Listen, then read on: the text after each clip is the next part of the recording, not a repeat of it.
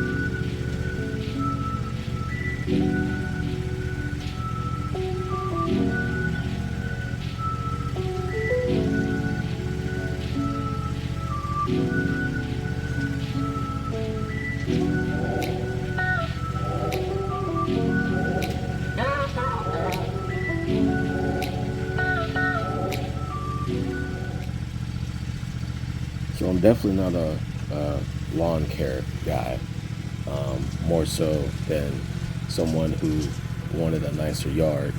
I was always told when the kids were younger that we would never be able to grow grass because of all the foot traffic that the kids brought to the yard. Nonetheless, as the kids got older, I figured, that opportunity to, try my hand at a better yard would be possible. Talked to a couple landscapers and a few companies that did lawn care strictly.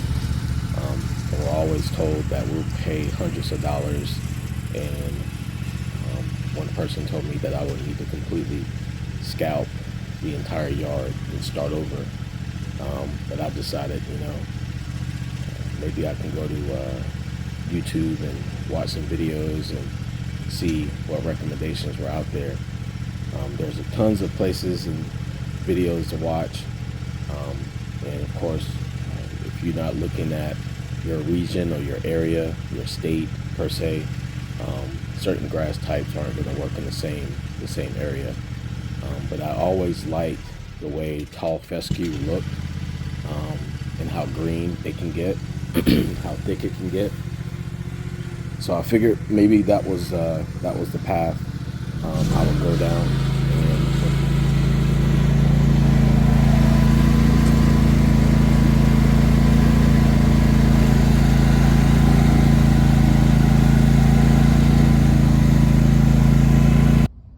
And when I discovered that Scotts offered a annual 4-bag treatment, that basically you go online, put in your information, and they will basically tell you what to do, when to do it, and how to do it. I figured that was going to be the best route for me to go, trying all this on my own. And then doing the 4-bag treatment, I also use Scotts Thicker Lawn seed, their tall fescue seed. And I think that's what kind of really set things off for me, because the yard was originally nothing but a bunch of weeds and bare spots and dirt. So once the lawn got established, once the fertilizer and the soil got established, The seeds, did what the seeds do, and they started growing in, and everything started looking really good, especially a night and day difference. I think I was probably on that Scotts program for, easily 2 or 3 years. And then I decided that I wanted to try something even better, because I noticed there are times when, as they say, seeds from big box stores, you can, the blend is not, the best quality, I guess is the best way to say it. Again, I'm not a lawn expert, but listen to some of these videos.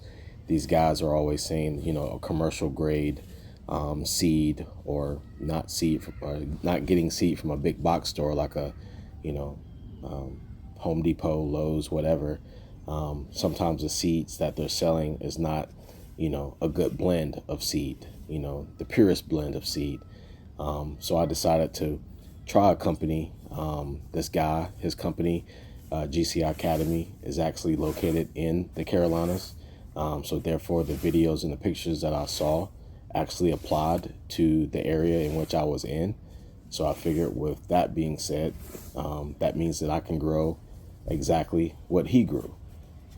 So I went to their website, started buying their seed, started buying some of their fertilizers and things of that nature, and it really took it to the next level as far as the yard, as far as the grass quality, as far as the weed free, drought resistant, should I say, grass quality, and it really just kind of took it to a whole nother level.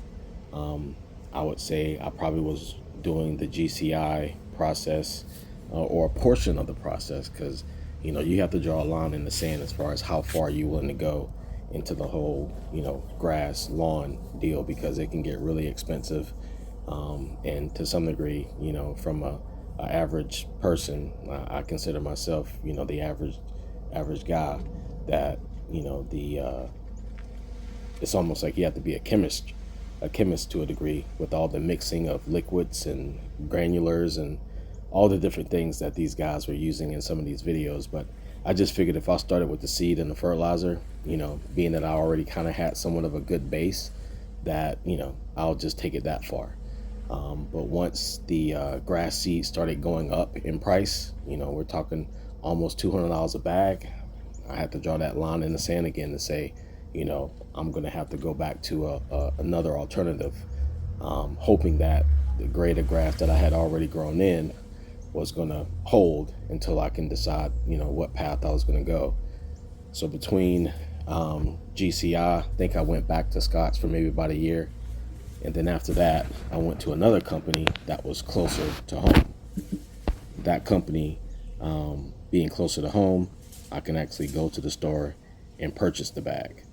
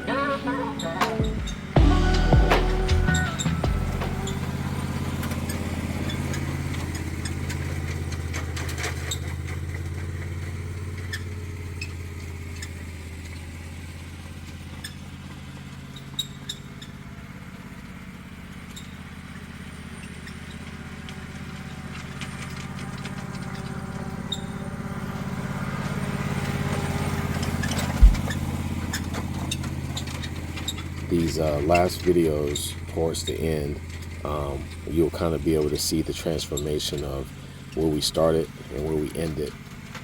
I think the preparation of dethatching, which is like raking the scalp of the yard, getting up all the dead grass seed, the dead grass clippings, the twigs and leaves and all the things, over the months that have rested, that have been cut up during the lawn care process of cutting the grass, all the stuff that has fallen and died on the floor of the ground, raking all that up with my dethatcher, which is the little tool you see with the little fingers. It's like a comb. It scrapes all that up, and then you'll see throughout the video or the process of preparing where I'm raking everything up, raking all that stuff up, returning it back to the earth, throwing it down into the hill, the old clippings, and then aerating, punching the holes in the earth, creating little pockets for water, creating pockets for seed, creating more oxygen, more air circulation into the ground, softening the ground up, to receive those seed, and then obviously the process of watering everything in. I think initially, I may not have it in the video, but when I put the seed down, I also put down the fertilizer as well, just to kind of help promote growth and promote just the overall process of growth and fertilization to the ground. But once everything is done, the seeding and the watering being the conclusion of the process, at that point, watering is everything. After you seed, you definitely probably want to water 3-4 times a week. If you're not getting, just natural rain, it's about keeping the seed moist, not letting it dry out, because the more moisture, for the most part, the more moisture it has, it allows it to be able to take seed, to take root. If you think about it in school, back when you used to take a seed, put it in a wet paper towel, and a Ziploc bag, that's all they needed. With a little bit of light and moisture, it will grow to some degree. The grass seed is almost the same, but again, I'm not a yard expert or anything. I'm learning this stuff as I go, but you just have to draw that line in the sand again as far as how far you want to go in the process of getting your yard to look how you want it to look. But nonetheless, the last video, last scenes you'll see are videos from this month, or the end of March, and then the last video, or the last clip, is of this morning, present day, where first thing in the morning, let the dogs out to use the bathroom, and decided to take like a little early morning shot of the lawn, and just kind of me walking through the grass, so you can kind of get somewhat of an idea of, I guess, how thick the green is. So anyway.